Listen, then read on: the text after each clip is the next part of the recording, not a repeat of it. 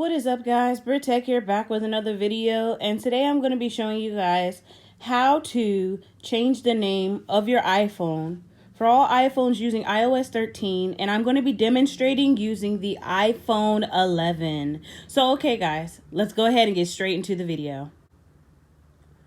Okay, so what you need to do is go ahead and go to settings. And then what you're going to do is go ahead and scroll down to general right here. And then you're going to select general and the about tab. Now I'm just going to cover this portion for security purposes, but at the top you see where it says name. Go ahead and select name. So I'm going to go ahead and select it.